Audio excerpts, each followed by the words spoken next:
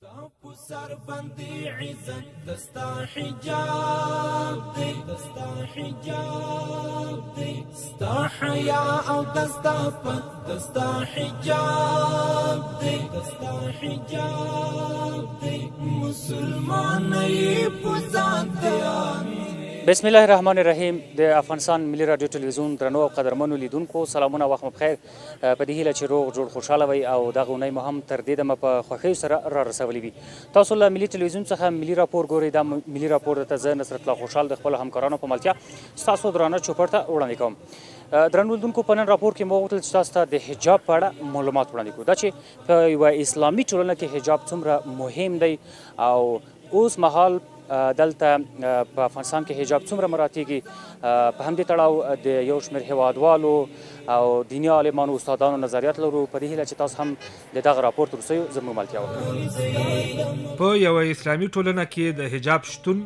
ټولنه له ناروا کړنو او فتنو څخه ژغوري حجاب د ښځې لپاره عزت او پرده ده او د همدې حجاب په درلودلو سره یوې مسلمانې ښځې ته په پوره توګه عزت ورکول کیږي په افغاني ټولنه کې هم حجاب د اسلام له مهمو ارکانو څخه ګڼل کیږي او د پخوا په پرتله اوس په هیواد کې حجاب په بشپړه توګه مراعات کیږي درنو لیدونکو د حجاب په هکله ډور معلومات په دغه ملي راپور کې مه هېروئ مسلمان ای پوزان دی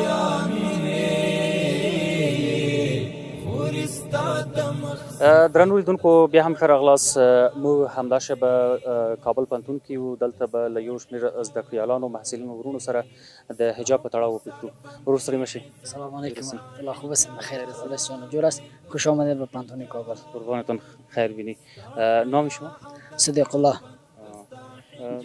شما از کدام پانزی مسئله هستید پانزه شریعت دیپارتمنت دعوت صنف 4 موضوع امروزی ما از حجاب نظر شما در رابطه با حجاب چی است چه قسم باید مراد شود جامعه اسلامی بسم الله الرحمن الرحیم در این شک نیست که حجاب یک ویژگی خاصی در اسلام عزیز دارد و الله متعال و پیامبر الله متعال مؤمنات را و زنان مؤمنات را برای حجاب امر نموده و یک امر فطری است در قرآن با آیات متعدد و کثیر آیات قرآن کریم به خاطر مراعات نمودن حجاب آمده است و ما از نظر عقلی هم اگر فکر بکنیم چیزی قیمتی که است آن در چیزهای پرده و پوشیده می باشد اگر ما به سنگه ها نظر بکنیم سنگه هایی که بی قیمت هستند آنها پیشوای افتاده هستند و سنگه های قیمتی مانند زمرد و مانند لاجورد و مانند طلا آنها در بین کوه ها و در بین جاهایی است که گرفتن آنها و به دست آوردن آنها خیلی به مشکل است و از اینجا ما این را میگیریم که الله متعال همی زنها را به حجاب به این خاطر آورده بوده که این قیمتی از اینها پیش الله متعال خیلی بلند است و در نزد رسول الله صلی الله علیه و سلم قیمت اینها خیلی بلند است و به این نتیجه ما میرسیم که ما در این دنیا این قیمت را از آن خود بکنیم تا الله متعال در آخرت برای ما نصیب بگرداند. پیام شما به هموطنان و به خواهرات چی است چقدر حجاب باید مراد کنید پیام ما به خواهران مسلمان مانی است اگر در افغانستان است و در خارج افغانستان است در هر جایی که هستند من حیث مسلمان پیام ما من حیث یک برادرشان برایشان همین است که حجاب اسلامی را مراعات بکنند و این حجاب عزت است و این حجاب عفت است این حجاب واقعیت انسان را به قله های بلند دنیا و آخرت میرساند. تشکر قربانتون خیلی تشکر درنو لیدونکو له ځینو نورو محصلینو ورونو سره هم خبرې کوو تاسو هم راشئ ستړي مشئ خیر انشاءالله که کمرې ته وګورئ او خپل ځان لیدونکو ته معرفي کړئ نوم مې بلال دی د ننګرهار ولایت د روداتو ولسوالۍ نه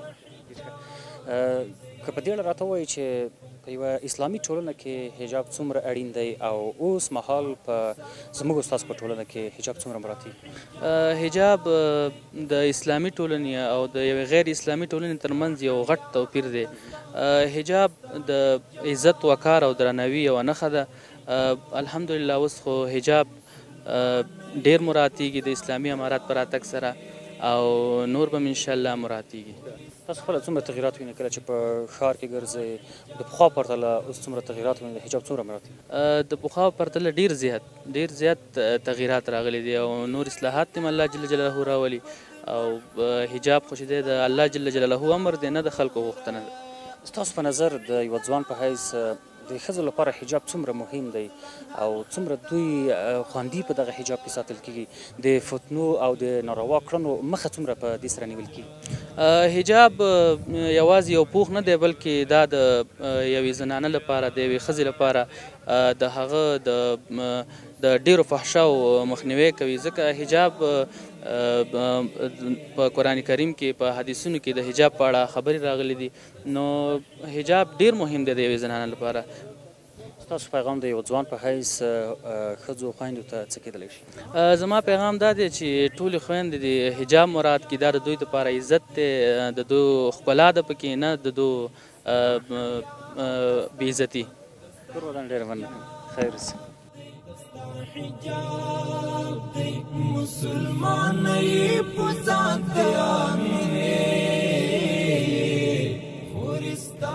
حجاب یک اصل شریعت می باشد، چنانچه که حجاب برای ما از همه مهمتر است که امر الله متعال می باشد و بعضی از کفار یا غربی ها که است توطئه ایجاد میکنه یا دسته های دشمن است که حجاب برای یک زن مسلمان میگه که یک محدودیت است یا یکی از سریزی ظلم است. در حقیقت اگر ما بفهمیم حجاب که است برای یک زن مسلمان امنیت است، آرامش است، عزت است و عفت می باشد. و در یک جامعه اسلامی یا فرهنگی که ما زندگی میکنیم حجاب یک اصل شریعت می باشد.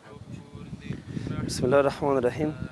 حجاب یکی از فرایض الله متعال است که بالای زنان مسلمان و دختران مسلمان الله متعال را فرض گردانیده و این به مکلفیت هر دختری مسلمان است که باید حجاب مراعات بکنه.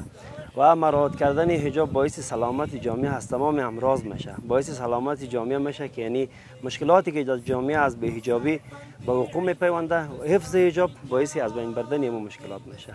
پیام ما به خواهرایی که حجاب مراعات نمیکنن است که باید این فریضه الهی را مد نظر داشته باشند و حجاب مراعات بکنن، به خاطر که دستور الله متعال است. حفظ حجاب نشان میده که یعنی نشان دهنده شخصیت یک زن مسلمان است. درنو لیدونکو، تاسو د حجاب په تړاو د یو شمېر محصلینو زده کړیالانو نظریات ولیدل. دوی واقعا چې ډېرې ښایسته خبرې درلودلې. نو دلته ځینو نورو محصلینو سره هم خبرې کوو. السلام علیکم. ستړی مه شئ ورور، خیر ستړی مه شئ. زه به د موبایل کې در سره کښېنم. موبایل ښه څنګه یې؟ ښه انشاءالله جوړ یې؟ نوم مبارک دی. ولید اریان. ستاسو نوم؟ احمدیار روحاني. ستاسو؟ زما نوم پاڅون اریان. ته کوم پوهنځي زده کړیال؟ زه فعلا چې دی زه فارغ شوی یم په ننګرهار کې. زه د مدیریت حوادث ډپارټمنټ. ښه، په ټوله کې که راشو زموږ د نن ورځې د راپور موضوع ده حجاب. ستاسو نظر د ځوانانو په حیث که لومړی ته راته ووایې څومره مهم دی په یوه اسلامي ټولنه کې حجاب، بالخصوص په افغاني ټولنه کې حجاب څومره مهم دی؟ طبعا ډېر مهم دی. حیا چې ده په اسلام کې د دې ډېر هغه راغلي دي، حدیثونه آیاتونه پکې راغلي دي، نو ډېر مهم ګڼو په افغاني ټولنه کې. که تاسو راته ووایئ چې د یوه ځوان په حیث د پخوا پرتله تاسو څومره تغیرات وینئ، څومره دغه حجاب مراتیږي؟ الحمدلله اسلامي امارت چې راغلی ډېر مراتیږي او دا د خیر او د خیر کار دی. ځکه پخوا داسې و په تېر نظامونو کې حجاب به نه مراتېدو. اوس الحمدلله حجاب لامل یې څه ولې نه مراتېدو؟ لامل داسې و چې دو بیان ازادي، دا هېڅ بیان ازادي نه وه. موږ د پردیو کلتور مراتو او ځکه موږ خپل کلتور پرېښی و په دې وخت کې.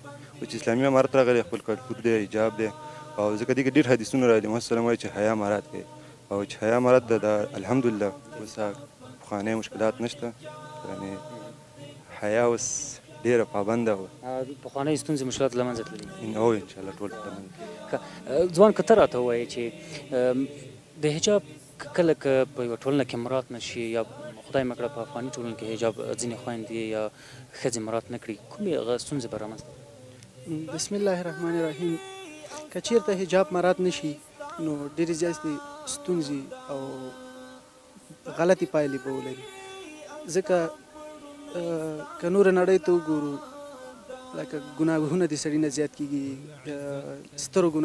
یو سترګو ګناه په خپله سره چې یو چا ته وګوري د سترګو ګناه ده او زیات نور مشکلات ستونزې. نو رښتیا هم په یوه اسلامي ټولنه کې حجاب د ښځو لپاره عزت پرده ده.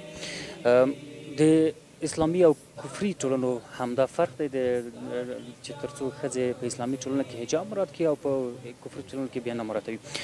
ځوان که تاسو راته ووایئ چې د ښځو لپاره د خویندو لپاره ستاسو پیغام د ځوان په حیث څه کیدلی شي؟ زما پیغام خو ټولو خویندو ته دا دی چې دوی باید حجاب مراعات کړي، ځکه هیڅوک نه غواړي چې یو خپله خور یا مطلب د کور کومه زنانه چې وي هغه د بې حجابه اوسي. نو طبعا هر چا باندې دغه یو ښه نه لګي چې یا خپله خور هر څوک چې څنګه فکر وکړي که نه چې یاره زما خور دې په حجاب کې اوسي، همداسې باید هر سړي ته زما دا پیغام دی چې د خپلو خویندو غوندې ټولو خویندو ته باید په حجاب کې اوسېږي تر څو حیا او پرده یې په عزت کې خوندي پاتې شي. نو دا یو اسلامي ښځې ته هم یو عزت ورکول کېږي، حتما عزت ورکول کېږي. بالکل. کور ودان بیا هم خیر اوسي. ډېره مننه. تاسو هم ډېره مننه چې موږ ته مو وخت راکړ. کور ودان خیر اوسي. ډېره مننه. درنو لیدونکو، د حجاب په تړاو تاسو د یو شمېر ځوانانو محصلینو ورونو نظریات ولیدل. د راپور په دې برخه کې د یو شمېر استادانو همداشان د دیني عالمانو دا چې د حجاب په تړاو د دوی نظریات څه دي، له اسلامي اړخه د دوی نظریات هم اخلو. نو زموږ ملتیا وکړئ.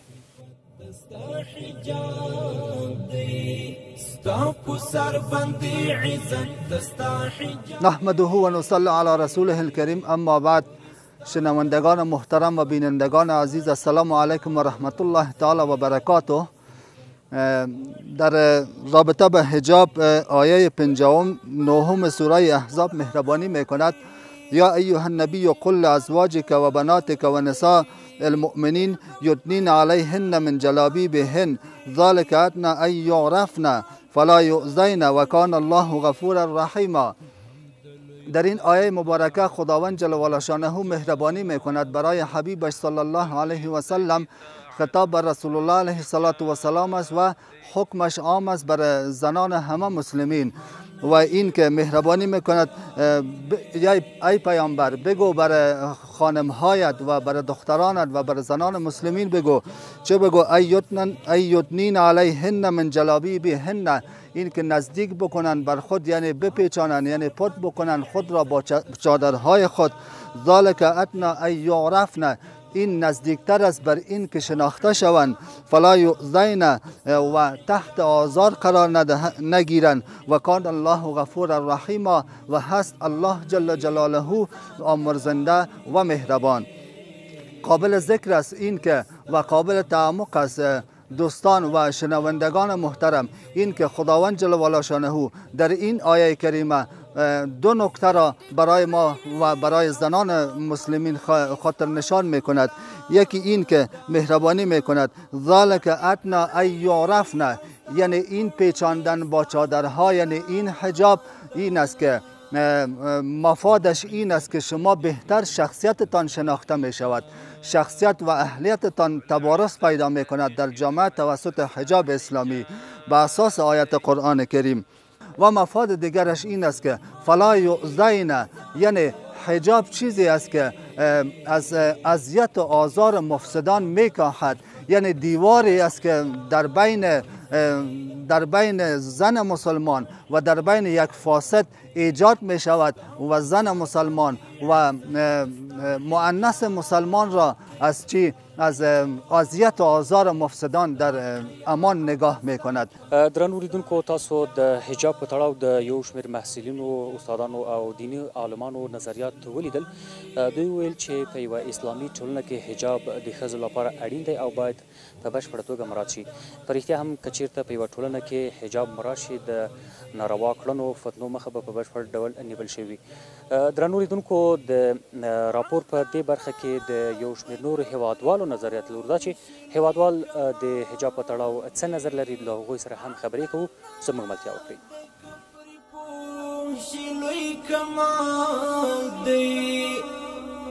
ستا په دې دنیا جنت دستا حجاب دی. زما ټولو هیوادوال تاسو حواله سلام علیکم ورحمت الله وبرکاتو. دوهم دا ده چې موږ حجاب وکوي، باید موږ خویندې میندې حجاب وکوي. دا حجاب دا د اسلامي یو ټولنه د اسلامي یو خبرې ده.